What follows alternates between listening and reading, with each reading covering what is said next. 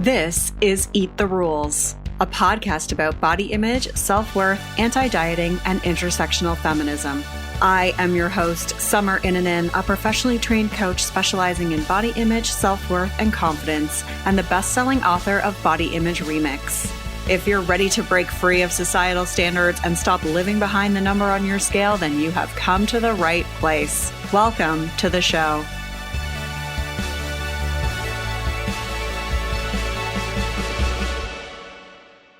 This is part 1 of episode 212, and it's a special episode because I'm catching up with 4 incredible women who I've had the absolute pleasure of working with over the last year or prior to that.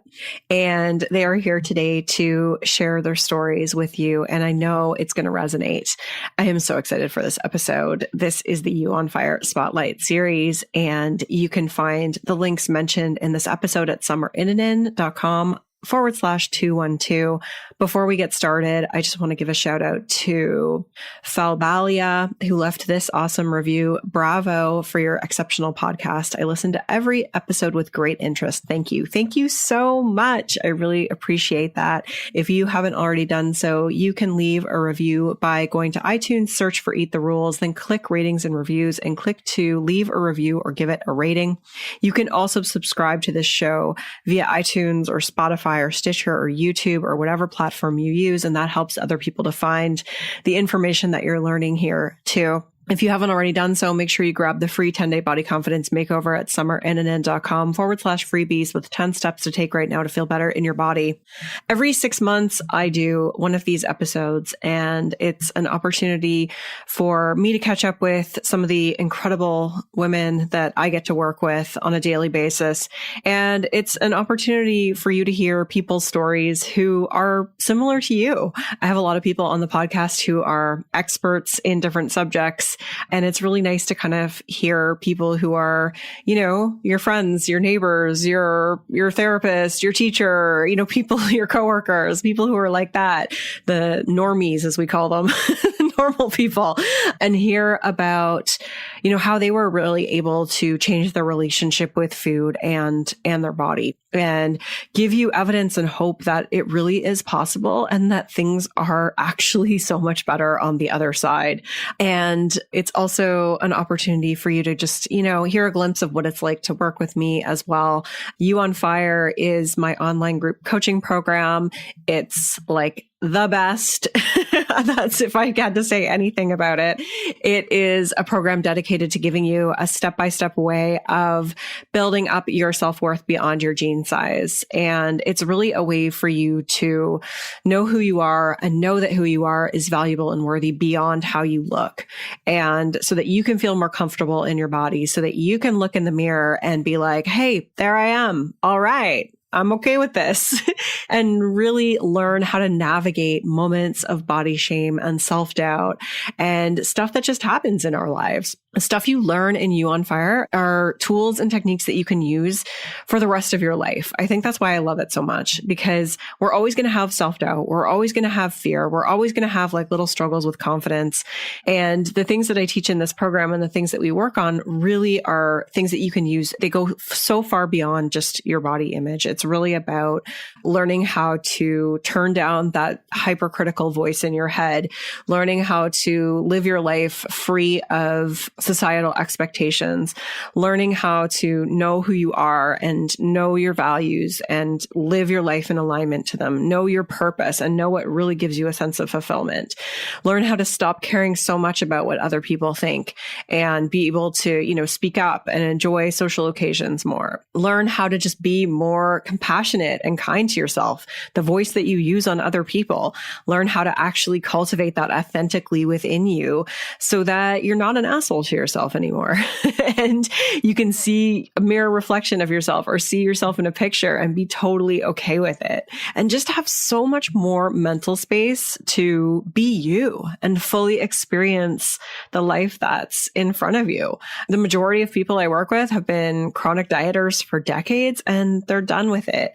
And they know that there has to be another way. And even though that other way feels terrifying and kind of like, oh, I don't know if that's possible for me, they take the leap and they don't regret it. And that's what's so amazing. And so if you want to learn more about You on Fire, you can do that by going to summerinnanen.com/You on Fire.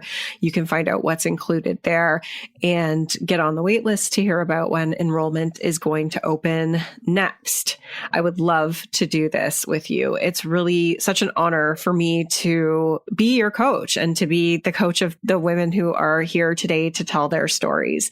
It's like the impact goes so far beyond just, you feeling better in your body. It's the impact that you then have on other people in your life. The first two people that I'm going to be speaking to today both have daughters. And it's like so amazing to me to know that they are, passing on this new belief system to their daughters.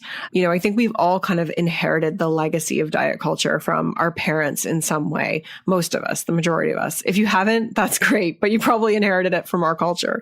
But in order to really change this culture, we have to start breaking these generational cycles and leaving a different legacy behind. And it starts with doing that work for ourselves. And there's no going back. Once you're on this path, there's no going back. It's not like a diet where you're on and off it. It's just, you're on this new trajectory now.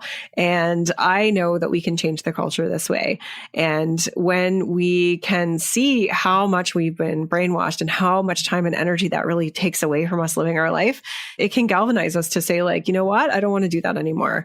And it can help us to just lead a life that is free of all that crap. And it's amazing what can happen in 3 months or 6 months and then 2 years down the road if you take this leap and really work on feeling better in your body and just knowing that you're good enough regardless of how you look. And that's really why I love sharing these stories. They're just examples of how it's possible to go from this horrid place of letting food and your body occupy all your thoughts and emotions to really just not thinking about it much anymore and living your life unapologetically and being a badass. And so I invite you to check out You on Fire. And I've been doing these spotlight episodes for several years now. There's so many of them on my YouTube channel.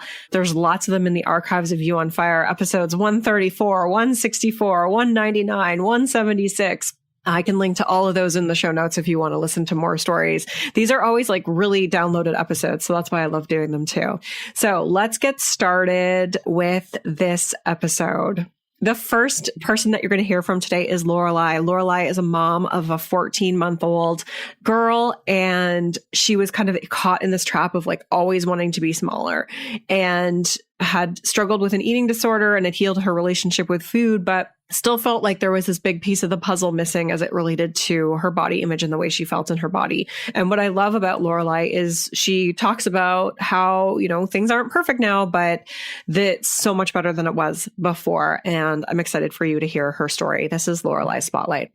Hello, Lorelai. Welcome to the show. Hi, thanks for having me. Thank you so much for being here. I really appreciate it. And I'm excited for you to share your story. So why don't we start out by you telling everyone just a little bit about yourself, who you are, where you live, a little bit of background. Yeah. Sure. So I am from a small town in Ontario. It's called Fonthill. It's close to Niagara Falls, Toronto, for those of you that aren't familiar with Ontario. But a really small town. And for work, I'm a registered social worker, and I am currently doing therapy with teens, young adults, and families. And I absolutely love my work. It's amazing. I own my own private practice, and I've been doing that for about a year now. So I opened it, right in the middle of COVID and took the leap. And I honestly haven't looked back. It's the best work I've done so far. And love my clients, love my job. And I also have a daughter. She's 14 months old, developing all that little attitude that they get when they hit toddlerhood. So she's growing super fast, and I'm happy with my job and all that. I have the flexibility to be home with her more. So just kind of worked out. Great. That's so nice.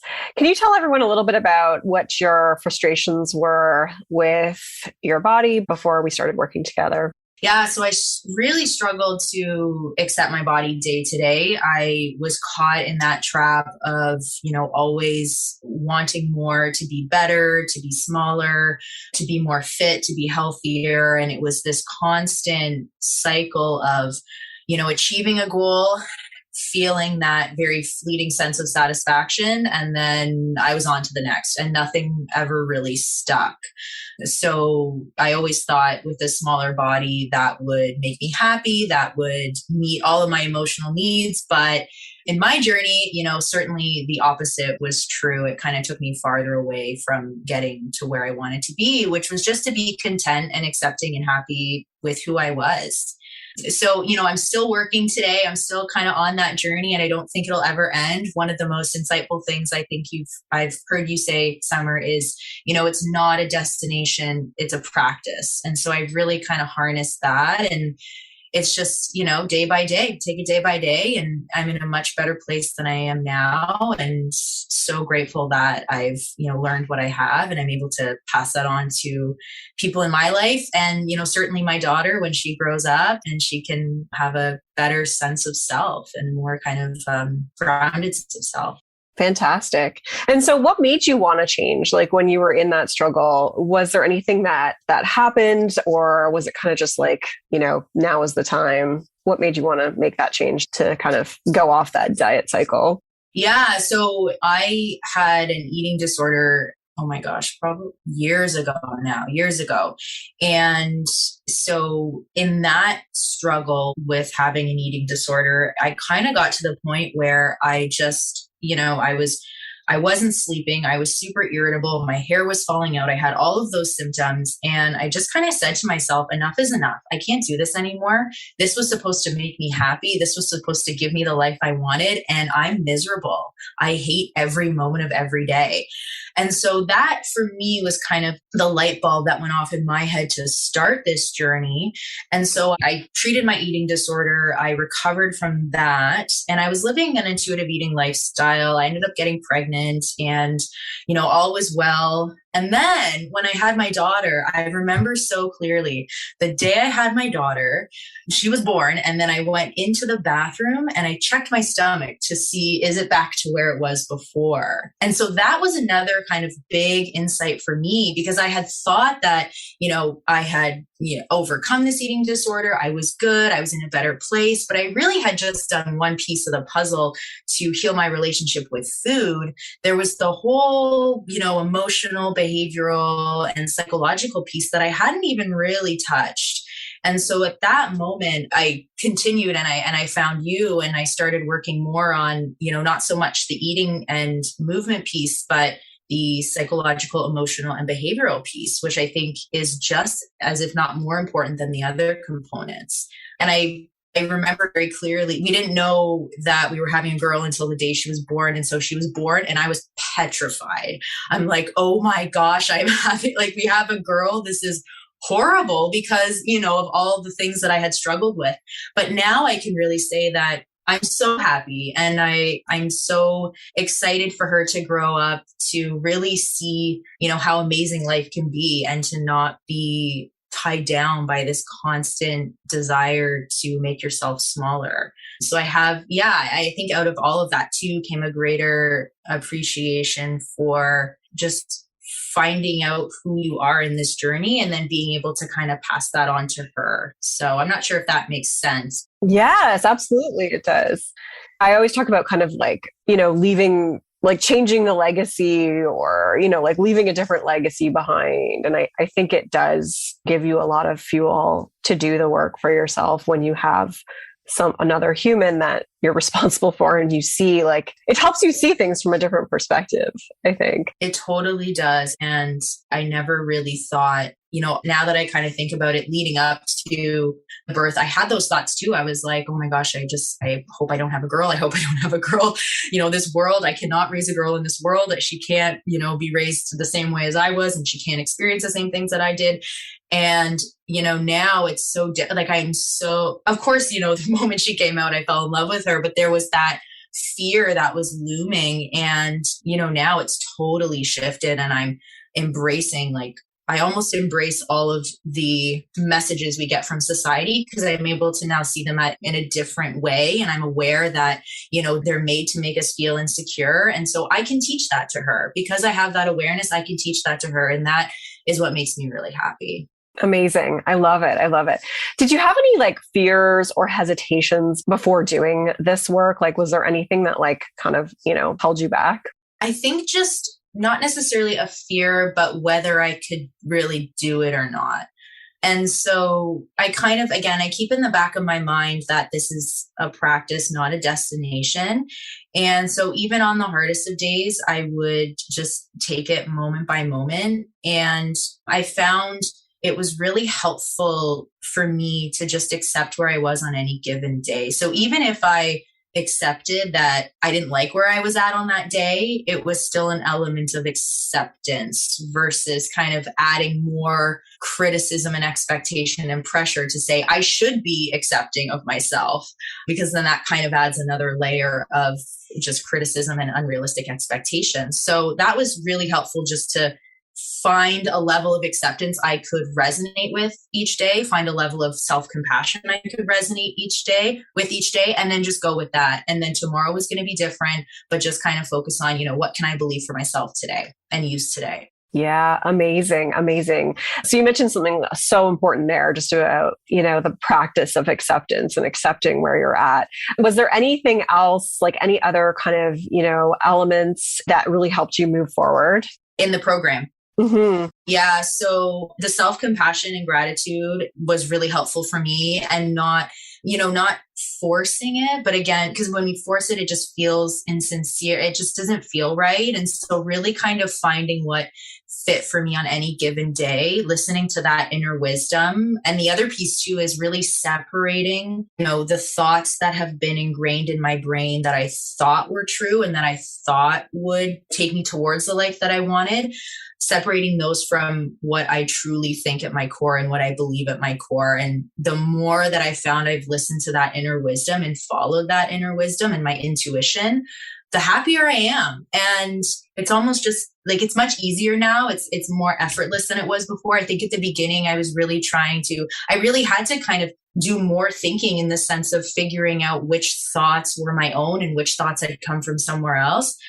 But because there's that feeling associated with each, that the feelings that are associated with my intuition and my inner wisdom feel good, they feel solid, they feel right.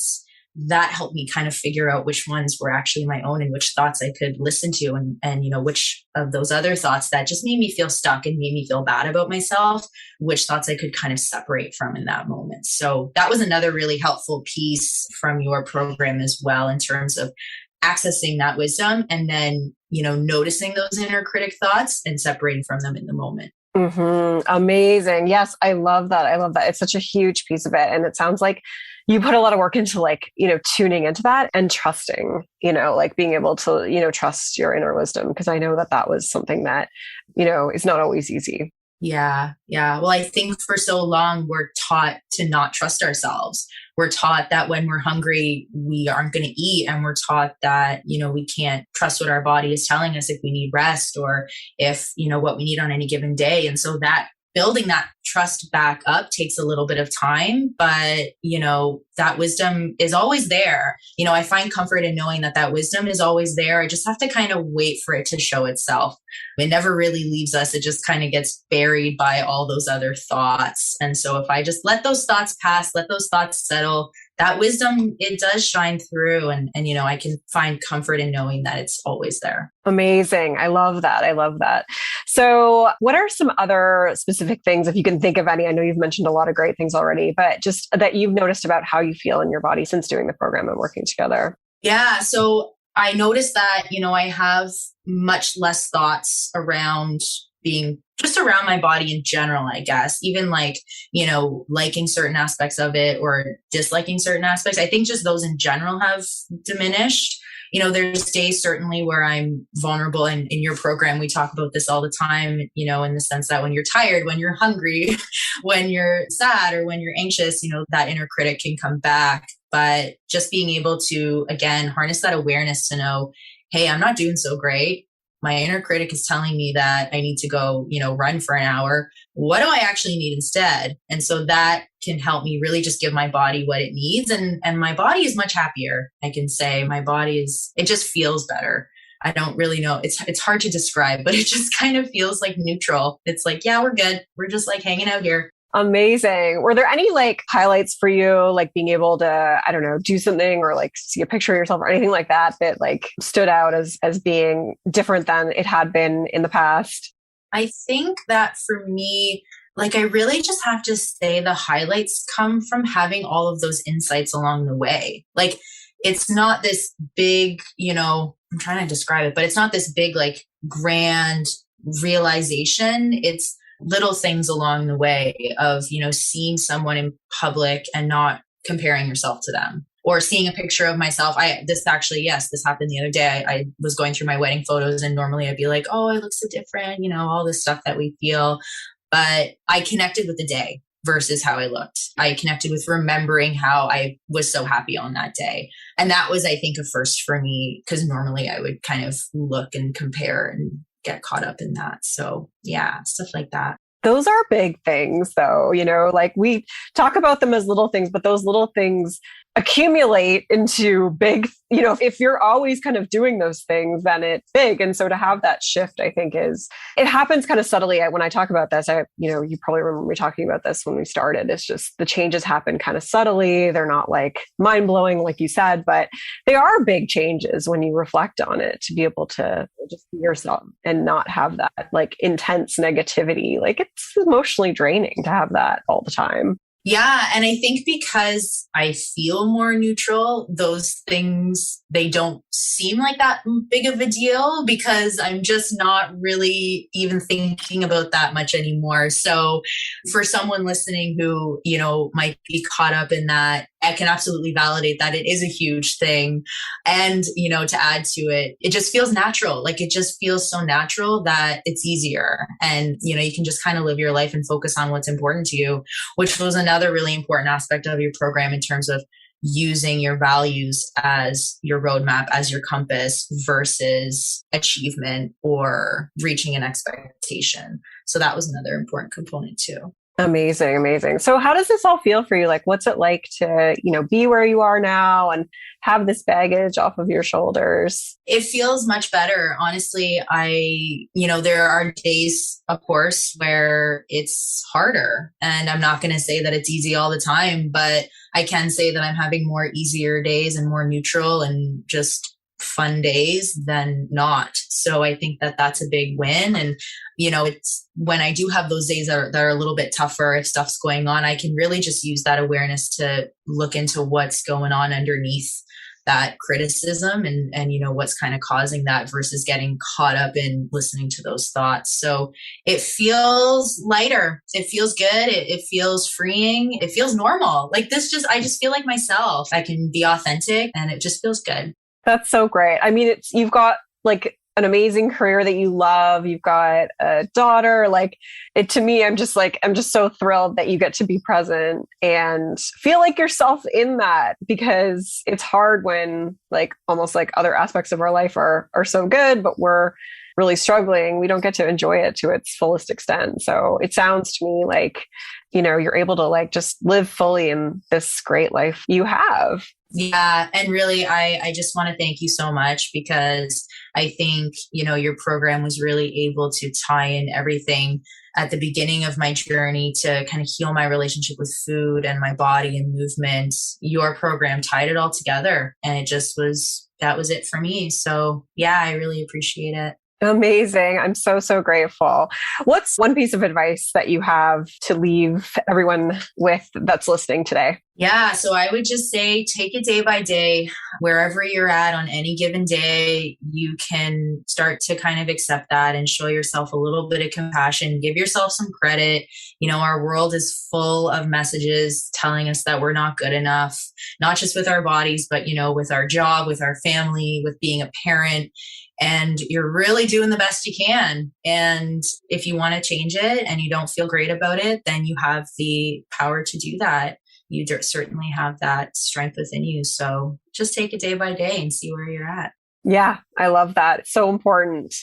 Thank you so much for being here. I really, really appreciate you taking the time. It's like just so lovely to see how far you've come in a few months and where you're at in this, and like that you're, gonna bring this into your work and with your daughter. And it's like, it's just so amazing to know that it will have that ripple effect. And yeah, I'm thrilled and really, really grateful that you came into my life. So thank you, Lorelai. Oh, thank you, Summer. Rock on. Love hearing about how, Lorelai was scared when she found out that she had had a girl, and how now she's like excited about that because she can change that trajectory and break that cycle and create new beliefs in her that really value who she is. So that just like makes me so excited. I love that. The next person that you're going to hear from is Maria, who also has a daughter. That just happens to be the theme of this episode. Not everyone I work with has kids, but just the theme of this particular one. And I worked with Maria about 4 years ago. And so it's been a while, but I totally remember our time together. And what's great about catching up with people a few years later is you kind of see the difference that a few years makes. Like once you've started to do this, then you see what happens like a couple of years down the road, and you see like how much more this, like you keep going on this trajectory the longer that you're on it, and things just keep getting better and better. And so that's really awesome. So that's why I'm super excited to share Maria's story. This is Maria's Spotlight. Hello, Maria. Welcome to the show. Hi, Summer. Thank you for having me. I'm so excited to have you. Can you tell everyone just a little bit about who you are, where you live? Yeah, that type of thing. Sure, yeah. So I'm Maria. I'm 43. I live in Surrey, just on the outskirts of London in England, United Kingdom. I live with my husband. I'm happily married, and I've got a daughter who's around 3.5, and I'm looking after her full time at the moment. So I'm not actually working. So yeah, that's just a little bit about me. Yeah. And just for everyone listening, we started working together. You were newly pregnant when you did the program. So it was like, would that be 4 years? Like probably 4 years ago, I feel like. So it's been a while, but it's so cool to have this opportunity to catch up with you and hear about your journey. So why don't we start off by having you just tell everyone just a little bit about what your struggles were with your body before we started working together? Yeah. And just quickly before that, I want to say it was such great timing that I did your course while I was pregnant, because I hate the idea of having these struggles with a little girl around. So that's really wonderful. In terms of my struggles, they started quite early. So when I reflected upon it, I think I started comfort eating when I used to get home from school, because I was kind of happy, free and easy child. But then at a certain age, I just sort of shut down. I suppose there were things that I felt I couldn't say and that I was confused about. And I didn't really feel like I had anyone to talk to, even though I had a lovely mum. There were just things going on, like my dad had a temper. I suppose I just didn't really feel like I could just be myself and that was safe. So, and my dad had dark skin as well. And there was a little bit of racism, like nothing directed at me, but just kind of maybe racist words and things like that. And it really disturbed me. But for some reason, I didn't feel safe to talk about any of what was going on within me. So I used to get home from school and I found it comforting to eat these bowls of cereal. And so that went on for a while. I was just kind of eating, to comfort myself. And then later, I don't know when that started, maybe 8 or 9 or something. But then later, I began to compare my body with other girls and feel like it wasn't good enough. And it was an awful feeling. I remember when I got a bit older, like about 15, my best friend, she kind of conformed to, the ideal, like what models look like. And I felt inferior to her. And so I remember when we went on a holiday together, she would get all the attention from the boys. And I just felt like, oh, well, I'm worthless then. Because at that age, you generally want attention in that way. You want to have fun or whatever. So I decided to do something about it. So I started eating a lot less and I lost a lot of weight and people noticed and I got compliments and I felt this high, but it wasn't like a happy, relaxed sort of, peaceful content. It was really kind of driven. I remember buying loads of clothes and everything in small sizes. Yay, I was so happy, you know. But I think I was also scared of maintaining it because it was quite hard. And then at some point I couldn't, and I started gaining weight, and I felt really depressed. And I went abroad when I was 18, and I got so depressed. I was really isolated, and I felt like I just couldn't stop eating, and I just kept gaining weight. So I had to just keep buying bigger clothes. And yeah, so this went on. And then later on, I started going to Overeaters Anonymous 12-step meetings, which was great in a way because I started expressing myself and I didn't feel so alone. And I sort of found my voice in those meetings, because before that, it was all bottled up. So that was wonderful. And I kind of came out of myself, gradually, but I still had this thing that it felt like, and I'm not saying this was the message, but it felt like the message was control, like stick to a food plan and then you'll be okay. And it wasn't like diet culture, but I still had diet culture in my mind in terms of body image. So I thought, well, I almost used that as support for me to maintain a lower weight. And then I got into the groove of doing that. So I kept myself at a relatively low weight for quite a few years. But then what would happen is that the food was such a big deal because I was always restricting it. So then I would end up binging. And then I kind of felt miserable about that. And so fast forward, because this could go on a while, I just got really fed up with it. I just got fed up with this like binge diet cycle.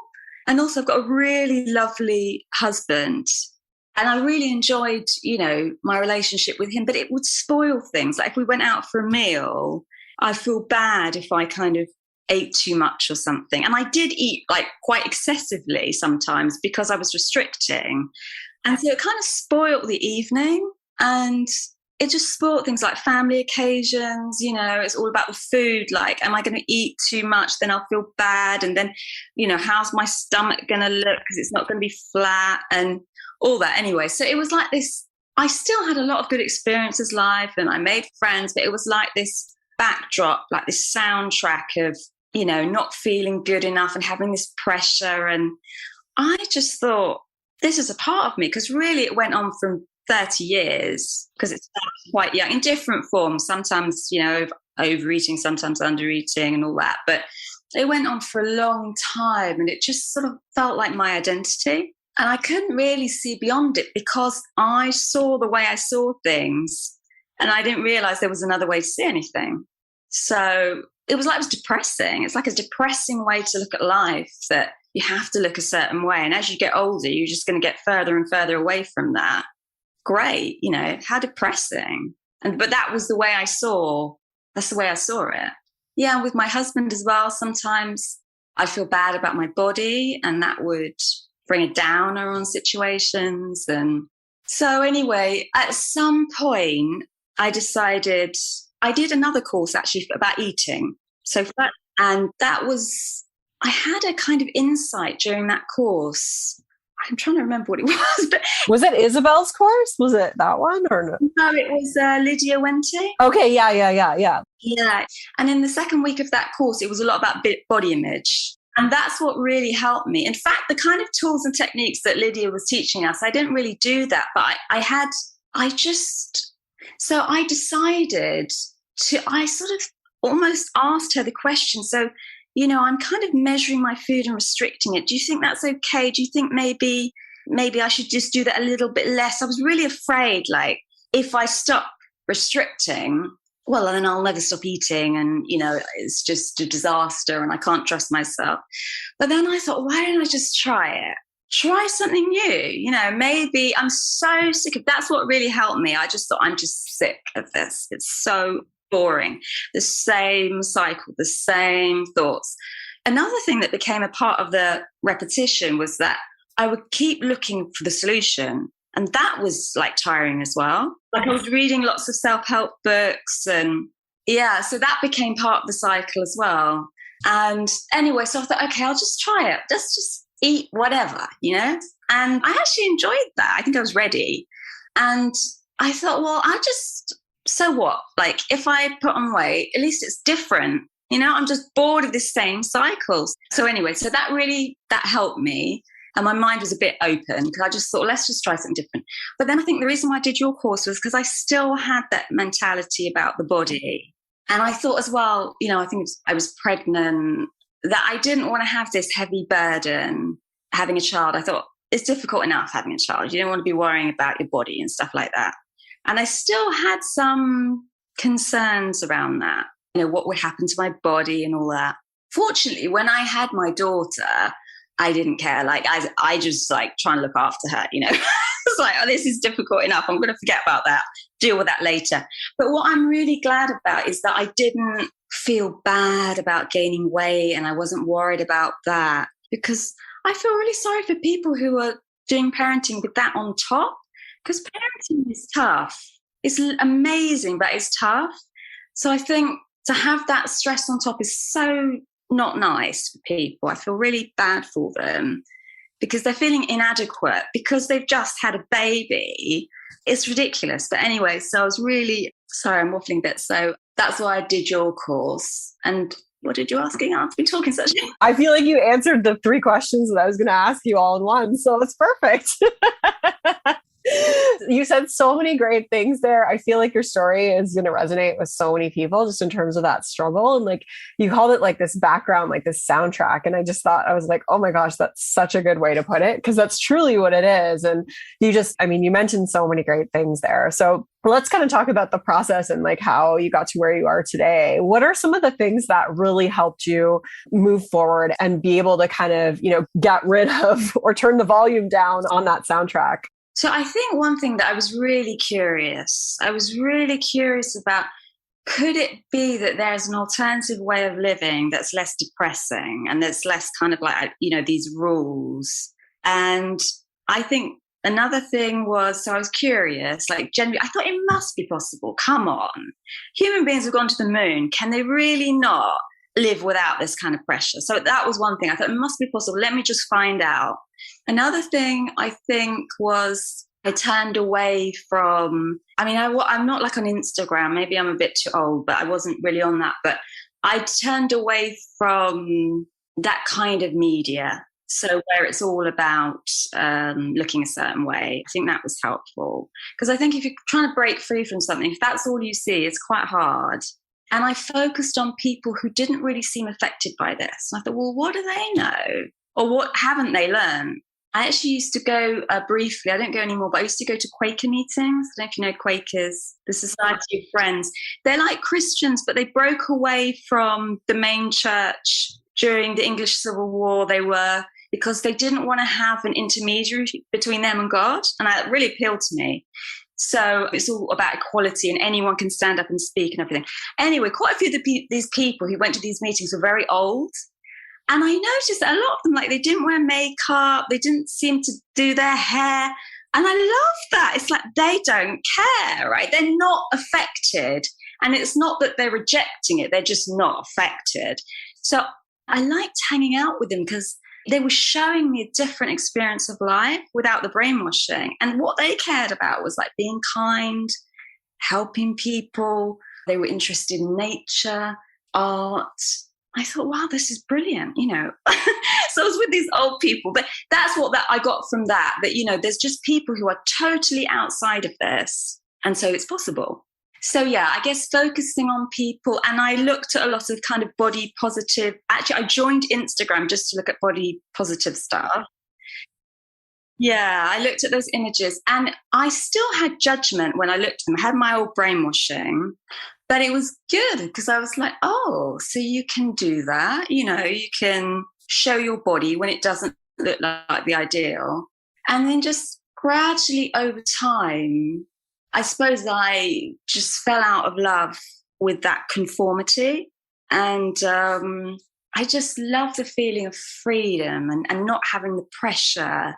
And it's a great question, what gets you there? Because that's the magical, mysterious thing, which I would love to be able to bottom give people. But yeah. Well, you mentioned a lot of good things there. And I feel like because you're pretty active in the Facebook community, like you're super, super supportive and helpful. And I think just like one of the things that I notice about you and the comments that you make is always about really kind of seeing like the way that society has brainwashed us, like this idea that it's like, and those are not your thoughts and you get to pick, the different belief system and the things that feel authentic to you. And I think and you kind of spoke to that just now in terms of, is there another way? Like, and buying out of that conformity.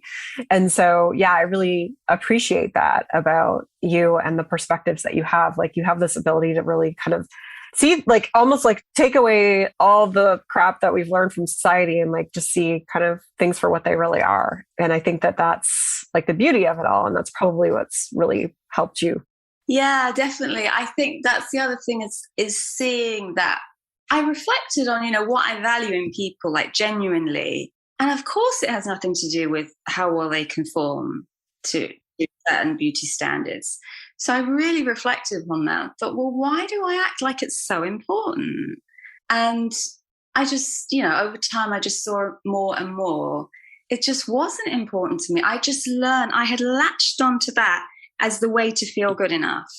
And I just realize now that we are all good enough. Really, we are. Just by being alive. It's not about what we accomplish in our work or whether we do good things. At our core, we're good enough. And then we just cover it over with these, painful beliefs. But when we drop those, we're fine. And that's one thing I really want to say is that, like, when I look at my daughter, it's so interesting. I just love the total absence of this brainwashing. So she still doesn't watch any TV or any of that. So she doesn't have those influences. And you can just tell she's not judging her body or anyone else's. And so I think that's so hopeful for people to remember, is that this is something we learn. But because it's really subtle and it's all the time, she's probably starting to be exposed to this, but she hasn't really taken it in yet. But anyway, because it takes a long time and it's very subtle, we don't realize we're learning it. But essentially, if she's going to have body image problems, it's going to be taught to her, which is really sad. But it is also hopeful because what we learn, we can unlearn and we can see through. We can, chuck out that belief, essentially. And that's just so exciting. That's the other thing I wanted to say, is I feel like some people feel like recovery is depressing, because what it means is they have to stop dieting, then they might gain weight, and they have to put up with feeling inferior. But that is not my experience at all, because I don't judge bodies now on a hierarchy. Bodies just are, is not better, not worse, just different. However you are in this moment is absolutely fine. And when you see that, it's really easy, and recovery is just magical, especially if, like me, you've been suffering for 30 years or so. It's like the novelty doesn't really wear off. It's just still fantastic to be free of this. Amazing. Your daughter is so lucky to have you. I'm hearing you speak and I'm like, this is so amazing. How does it feel now? How does it feel to be in this place and to not have this struggle anymore? It's brilliant. It's wonderful. Like I was saying before, things like the family gatherings, going out for meals, being with my husband, it's just like a weight off my mind. Maybe that's the wrong phrase, but it's just a stress that's gone and everything is easier. I still have obviously struggles in life, but at least I don't have that extra pressure, because if you have to eat every day, you don't want that to be a stress. It's just too much. So yeah, it's absolutely wonderful. I'm so grateful. And I hope everyone feels that relief as well, because it's such a burden to carry. And it's so silly, really. I mean, it's ridiculous. Yeah. You've come such a long way. Like, cause I remember us on the coaching calls, which is weird because I don't remember like what I ate for breakfast, but I remember, I remember you. And I remember like how hard it felt at the time. Like, I remember you really struggling with, your body and your belly specifically. And I remember that. And to hear you now, it's like, who is this person? Like, it's like, what? And so it's really amazing. It shows how powerful this is. And obviously, like, you're kind of 4 years like from when you kind of started with us together. And I know you kind of started a little bit before that, but it's just phenomenal to show like the trajectory of how this evolves, and you're just this incredible role model for what's possible. And I'm so grateful that you were here today to share that. Yeah, I hope it's helpful to someone. Yeah. What's one piece of advice that you have to leave people with who are listening? I would say if you have really strong negative feelings about your body, don't misinterpret that into thinking that that means there's something you need to pay attention to or that there's truth in that. Because I thought because I felt so down about it and because I focused on it so much, I think I misunderstood that and thought, well, it must be true that I don't look right because I had really strong feelings about it. So I just say, be open to the fact that, yes, they're very strong feelings, but they can sort of change very, very quickly, or they can take a long time. It doesn't matter. But it's based on a misunderstanding.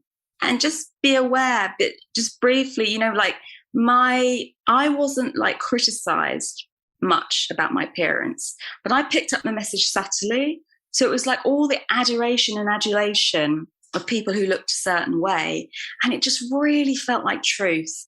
It just really felt like truth that they were better, that looked better. And I would just say, if you can, be open to the possibility that you're totally wrong, that it's not better and that what you kind of could imagine beyond your wildest dreams is true, which is that your body is amazing and your worth isn't dependent upon that, isn't contingent upon that. And neither is your happiness. Your happiness and your feelings of well-being, they don't come from your size. It's just not possible for that to be that way. So yeah, that's what I would say. I love it. You have such a great way with talking about this. I'm like, you need your own podcast or something. Like, you need to be like a motivational speaker. You're amazing. I really, really appreciate you taking the time to be here today. Thank you so much, Maria. It was like wonderful, absolutely wonderful to catch up with you and hear where you are today and just hear you living your life and just in such a great space and helping others to feel the same way too. So thank you. Thank you for having me. And I think what you're doing is really fantastic, supporting people to get to freedom. So thank you very much too from me. You're welcome. Rock on. Maria has such incredible perspectives on all this. Like, I love the way she frames things up. Like, I love how she speaks about these things. Like, I mentioned like how I really appreciate her comments in the Facebook community because they are always so helpful just to, think about things in a different way. So I'm so glad that you got a chance to kind of hear her voice and be in her presence. And I'm sure you can relate to so much of what she said just about being kind of like trapped in this cycle for decades. And it's incredible to see where she is now. That's a wrap on part 1 of the Spotlight series. There is another part to this where you're going to be meeting 2 other people coming up real soon. Thank you so much for being here today. As I said, you can find all the links and resources mentioned in this episode at summerinanen.com/212. I will be back soon. Thank you so much for listening. Rock on. I'm Summer Inanen, and I want to thank you for listening today. You can follow me on Instagram and Facebook at Summer Inanen. And if you haven't yet, go to Apple Podcasts, search Eat the Rules, and subscribe, rate, and review this show. I would be so grateful. Until next time, rock on.